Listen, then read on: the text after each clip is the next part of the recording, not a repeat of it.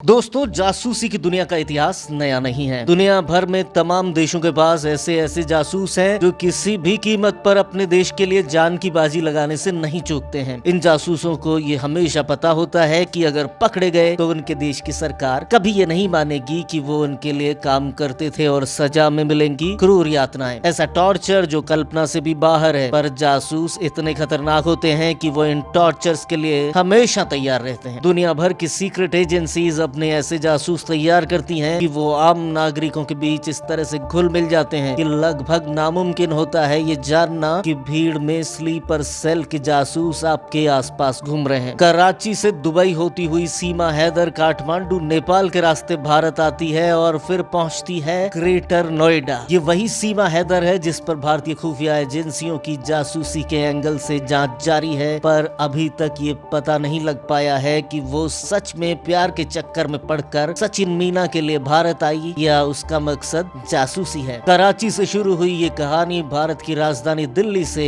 60 kilometre दूर greater Noida के रबूपुरा गांव तक पहुंची और उसके बाद पूरी दुनिया में सीमा हैदर इतनी देसी लगती है कि कोई शक तो दूर, शक का कारण तक नहीं खोज सकता, क्योंकि साड़ी, बिंदी, मंगलसूत्र और मांग में भरे सिंदूर के साथ बेधड़क हिंदी बोलने की कला किसी को भी हैरत में डाल सकती है। खुफिया एजेंसियों को भी नहीं पता चल पाया है कि कभी भारत से जिसका दूर दूर तक रिश्ता नहीं रहा, वो कैसे 5वीं पास होकर भी हिंदी और अंग्रेजी धारा प्रवाह बोलती है। एक पाकिस्तानी नागरिक को कैसे हिंदू धर्म का, संस्कृति और वेशभूषा का इतना कमाल का नॉलेज हो सकता है, या फिर जिसे जासूसी की दुनिया में कंसीलमेंट कहा जाता है, ये सब उसका कमाल है। कंसीलमेंट खुफिया एजेंसियां जासूसों की ट्रेनिंग को कहती हैं, जिसमें उनको जिस देश में भेजना है वहाँ की भाषा, रहन सहन, कल्चर और तमाम तरह की जियोग्राफिकल नॉलेज दी जाती है और बाद में शुरू होता है जासूसी का असली काम। उसके बाद साथ कोई नहीं होता, बस वो खुफिया एजेंसियों को सूचना पहुंचाने का काम करते हैं। लेकिन फंसने पर अगर फांसी भी मिली तो कोई मदद नहीं करेगा, देश भी भूल जाएगा और जासूस को ये अच्छी तरह पता होता है। सीमा हैदर का प्रेमी सचिन मीना एक किराए की दुकान पर काम करता है और पबजी खेलने का शौकीन है। उसकी पबजी खेलने के दौरान पाकिस्तान के कराची की सीमा हैदर से जान पहचान होती है और वो उसके प्यार में पागल हो जाता है। फिर सीमा हैदर अपने 4 बच्चों के साथ शारजा दुबई होते हुए काठमांडू नेपाल के रास्ते भारत आ जाती है और रबूपुरा में सचिन के साथ शादीशुदा महिला की तरह रहने लगती है। आखिर में शादी के रजिस्ट्रेशन के लिए एक वकील से ये दोनों जब मिलते हैं तो फिर पूरी कहानी खुलती है, जिसकी जांच अब तक बेनतीजा जारी है। 3 जुलाई 2023 को 1 महीने 15 दिन लगभग साथ बिताने के बाद ग्रेटर नोएडा के रबूपुरा थाने की पुलिस वकील के इनपुट पर इन दोनों को गिरफ्तार करती है और उसके बाद से भारत, पाकिस्तान और नेपाल में ये मामला वायरल हो जाता है और भारतीय सुरक्षा एजेंसियों की नींद हराम हो जाती है। सीमा बिना वीजा और 2 अलग अलग पासपोर्ट्स के साथ 4 बच्चों के साथ बिना इजाजत भारत में घुसी थी और 1.5 महीने वो बेखौफ भारत में राजधानी दिल्ली से 60 किलोमीटर की दूरी पर आराम से रह रही थी। किसी को कानो कान खबर नहीं हुई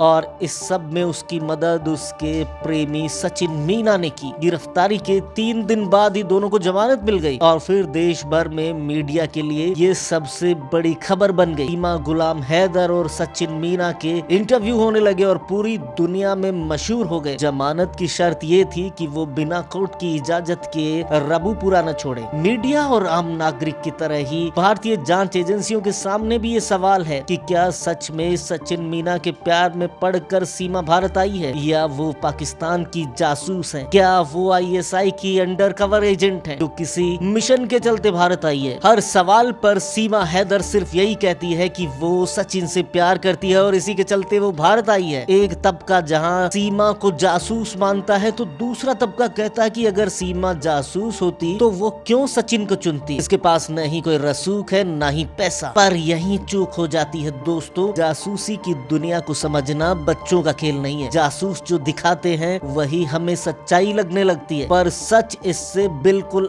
अलग होता है। सीमा के साथ 4 बच्चे देखकर हर कोई ये मान सकता है कि सीमा हैदर एक आम पाकिस्तानी नागरिक है जो अपने पहले पति के जुल्मों सितम से तंग आकर और सचिन के प्यार में पड़कर बच्चों सहित भारत आ गई है। लेकिन जासूसों का छलावा समझना इतना आसान नहीं है। वो अपने मिशन के लिए किसी भी हद तक जा बता सकते हैं और दुनिया भर में इसके हजारों उदाहरण हैं, जब जासूसों ने ऐसे ऐसे कारनामे किए जिन्होंने सुरक्षा एजेंसियों की भी बोलती बंद कर दी। हर जासूस अपने लिए एक अलग मिशन और उसकी अलग टेक्निक का चुनाव करता है और उस टेक्निक के हिसाब से ही अपना प्लान तैयार करता है और फिर शुरू होता है इसको अंजाम देना। आपको आगे ये बताएंगे कि कैसे जासूस क्या क्या कर गुजरते हैं, लेकिन थोड़ी सी सीमा की बात। उसके बाद जासूसी की दुनिया का वो कांड जिसने अमेरिका को भी हिला दिया था। सीमा हैदर अगर अवैध रूप से भारत आई है तो उसे वापस भेजने में कहाँ दिक्कत है? ये भी दरअसल प्लान का हिस्सा हो सकता है, क्योंकि सीमा मीडिया पर इतनी वायरल हुई है कि पाकिस्तान से उसको जान से मारने की धमकियां मिल रही हैं। ऐसे में भारत के लिए उसे वहां वापस भेजना इतना आसान नहीं है, क्योंकि ह्यूमन राइट्स भी इसमें काम करता है। सीमा का असली नाम सीमा रिंद है। रिंद पाकिस्तान के बलूचिस्तान के बलोच समुदाय से आते हैं और सीमा का पति गुलाम हैदर भी एक बलोच है। बलूचिस्तान लगातार पाकिस्तान से अलग होकर भारत का हिस्सा बनने की मांग कर रहा है। ऐसे में बलोच लोगों पर आईएसआई और पाकिस्तानी सेना, हिंदुस्तानी सेना और खुफिया एजेंसियों के एजेंट होने के इल्जाम लगाकर उन्हें आए दिन बेरहमी से मारती रहती है। ऐसे में सीमा हैदर उर्फ सीमा रिंद या सीमा बलोच को भी पाकिस्तान में मौत के घाट उतारा जा सकता है। ऐसे में भारत उसे वहां इतनी आसानी से नहीं भेज सकता और शायद सीमा अगर पाकिस्तानी जासूस हुई तो उसे ह्यूमन राइट के नाम पर भारत में रहने दिया जाए। और ये आईएसआई की एक चाल भी हो सकती है कि वो जानबूझकर सीमा को मीडिया के सामने और दुनिया के सामने कुछ इस तरह से पेश करे कि सब उसकी कहानी पर यकीन कर लें और बाद में वो अपने मिशन को भारत में रहकर पूरा कर सके। ये भी हो सकता है कि सीमा हैदर खुद आईएसआई से ही जान बचाकर भागी हो, क्योंकि ऐसा नहीं हो सकता है कि सीमा अगर किसी भारतीय नागरिक से लगातार संपर्क में हो और आईएसआई को इसकी खबर ना हो। सीमा हैदर जासूस है या फिर प्यार के चक्कर में वो भारत पहुंची है। एक नागरिक जो प्यार पाने के लिए अवैध रूप से बॉर्डर पार करके आ गई। ये समझना इतना आसान और बच्चों का खेल नहीं है, क्योंकि 9 साल तक रूस की एक खूबसूरत महिला जासूस एना चैपमैन अमेरिकी खुफिया एजेंसी FBI के नाक के नीचे रूस के लिए खुफिया जानकारियां जुटाकर भेजती रही और दुनिया भर में सबसे बड़ी सीक्रेट एजेंसी माने जाने वाली FBI को इसका 9 साल तक पता तक नहीं चला। एक जासूस अपने मकसद के लिए कैसे पहचान बदलता है और किस हद तक जा सकता है, वो एना चैपमैन ने FBI के नाक के नीचे करके दिखाया। 27 जून 2010 को अमेरिका के मैनहट्टन पुलिस स्टेशन नंबर 1 में 28 साल की एक बेहद खूबसूरत लड़की पहुंचती है। रोमन बताया और उससे कहा कि वो एक फर्जी अमेरिकी पासपोर्ट एक रशियन नागरिक तक पहुंचाए, लेकिन अब वो इसकी शिकायत पुलिस से करने पहुंची है। अमेरिकी पुलिस इस जानकारी से हक्की बक्की रह गई और ये जानकारी सीधे अपनी खुफिया एजेंसी FBI को तुरंत उन्होंने भेजी और कुछ ही देर में सीक्रेट सर्विस के अधिकारी पुलिस स्टेशन पहुंचे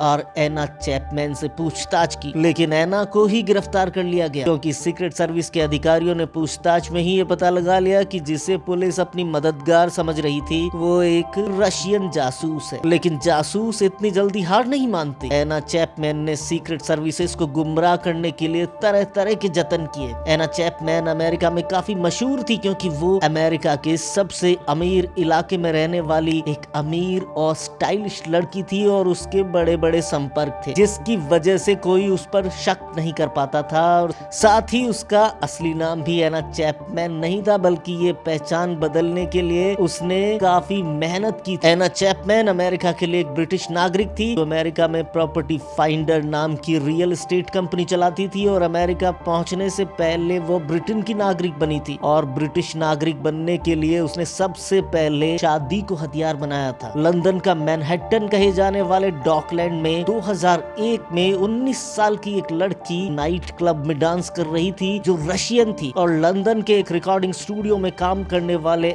एलेक्स चैपमैन की नजर उस पर पड़ी। एलेक्स चैपमैन की उम्र उस वक्त 21 साल थी। एलेक्स की नजर एना खुशेंको पर पड़ी नहीं थी, बल्कि ये एना खुशेंको के प्लान का एक हिस्सा थी। एलेक्स और एना खुशेंको इसके बाद दोस्त बने और 6 महीने बाद एना खुशेंको की योजना के अनुसार एलेक्स चैपमैन ने उससे शादी कर ली। एना खुशेंको अब एना चैपमैन बन गई थी और उसे ब्रिटेन के नागरिक से शादी करने के कारण वहाँ की नागरिकता भी मिल गई थी और एना का पहला मकसद कामयाब हो गया था। वो अब एक रशियन मूल की ब्रिटिश नागरिक बन चुकी थी। मॉस्को में हुई शादी के बाद एना ब्रिटेन आकर रहने लगी और सरनेम बदलकर उसने चैपमैन कर लिया और 4 साल का लंबा इंतजार किया और शादीशुदा जिंदगी जीती रही। पर उसका असली मकसद कुछ और था। एना के पास अब ब्रिटिश पासपोर्ट भी आ गया था जिसका उसे इंतजार। शादी के 4 साल बाद ही एना ने एलेक्स चैपमैन से तलाक ले लिया और ब्रिटिश पासपोर्ट के जरिए अब वो अमेरिका चली आई और उसकी असली मंजिल भी यही। मॉस्को में इकोनॉमिक्स की पढ़ाई के नाम पर वो मॉस्को और लंदन आती जाती थी और ब्रिटेन की खुफिया जानकारी क्रेमलिन के साथ शेयर करती रही। 2004 में वो पूरी तरह एक ब्रिटिश नागरिक की भूमिका में आ गई और 2006 में उसने अपने पति एलेक्स चैपमैन से तलाक ले लिया। लंदन में उसने कई बड़ी कंपनियों में भी काम किया ताकि उस पर किसी का शक न जाए। वो मॉडलिंग भी करने लगी। 2009 में वो अमेरिका चली गई और पीछे छोड़ दिया अपना अतीत जिसकी अगर जांच भी की जाए तो कोई उसको जासूस नहीं समझ पाएगा। अमेरिका में उसने मैनहट्टन के वॉल स्ट्रीट 20 एक्सचेंज के अपार्टमेंट में एक घर किराए पर लिया और ये इलाका अमेरिका का सबसे महंगा इलाका था और यहाँ रहते थे अमेरिका के कई रईस। जल्दी ही एना चैपमैन ने अपनी योजना के अनुसार बड़े बड़े लोगों से संपर्क बना लिए। वो वहाँ पार्टीज और फैशन शोज में जाने लगी, अपनी पहचान बनाने लगी। एना पकड़ी गई तो उसे लगा कि वो अब भी बच सकती है, पर ये FBI का जाल था जो अमेरिका के सीक्रेट एजेंट्स ने जानबूझकर बिछाया था। FBI को यह खबर मिली कि न्यूयॉर्क में रशियन स्लीपर सेलेक्टिव है और उनमें सबसे खतरनाक जासूस का नाम है एना खुशेंको, जो एना चैपमैन के नाम पर न्यूयॉर्क के सबसे महंगे इलाके में रह रही है। प्रॉपर्टी और मॉडलिंग की आड़ में वो एक रशियन अंडरकवर एजेंट है। सीक्रेट सर्विसेज ने ऑपरेशन घोस्ट स्टोरीज के नाम से अपना अभियान चलाया और एना इसमें फंस गई और खुद ही पुलिस स्टेशन आ गई जहां उसे अरेस्ट कर लिया गया। एना रेस्टोरेंट और कॉफी शॉप्स के वाईफाई का इस्तेमाल करके खुफिया जानकारियां रूस को भेजा करती थी ताकि उसका IP एड्रेस ट्रैक ना हो सके। और कुछ इसी तरह सीमा हैदर भी काठमांडू से सचिन से बात करने के लिए किसी और का वाईफाई यूज करती थी ताकि उसका IP एड्रेस ट्रैक ना हो सके। एना ने अपना आखिरी दांव खेला कि उसे रूस ना भेजकर उसे ब्रिटेन भेज दिया जाए क्योंकि वो वहां की नागरिक है। लेकिन ब्रिटेन ने इस जानकारी पर उसकी नागरिकता और पासपोर्ट दोनों को रद्द कर दिया और एना चैपमैन और एना खुशेंको अमेरिकी जेल में सजा काटने लगी।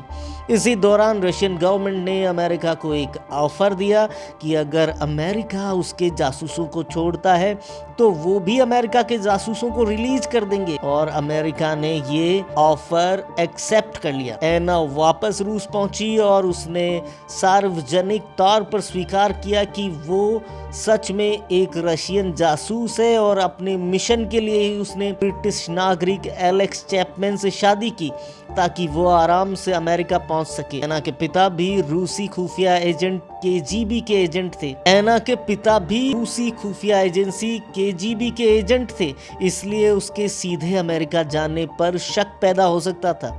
इसलिए उसने पहले ब्रिटिश नागरिक से शादी की और आराम से अमेरिका पहुंच गई। 2018 में एना के पति एलेक्स चैपमैन की ड्रग ओवरडोज से मौत हो गई और इसे भी KGB और एना की साजिश बताया गया क्योंकि एलेक्स के मरने से कई खुफिया जानकारियां अब कभी बाहर नहीं आ सकती। ना ही जासूस पत्नी की पर्सनैलिटी कैसी होती है वो भी कोई नहीं जान पाता, ना ही एक जासूस पत्नी की पर्सनैलिटी कैसी होती है वो भी दुनिया नहीं जान सकती। रूसी राष्ट्रपति व्लादिमीर पुतिन भी पहले KGB के जासूस हुआ करते थे और एना चैपमैन को अमेरिका से निकालने के लिए पुतिन का रोल बहुत अहम माना जाता है क्योंकि एना चैपमैन और पुतिन की नजदीकियां दुनिया से छिपी नहीं है, वो पुतिन की गर्लफ्रेंड कही जाती हैं। एना को रूस ने जासूसी के लिए मेडल से भी पुरस्कृत किया। देखना दिलचस्प होगा कि सीमा हैदर मामले का असली एंगल क्या है, ये मोहरा है या मोहब्बत।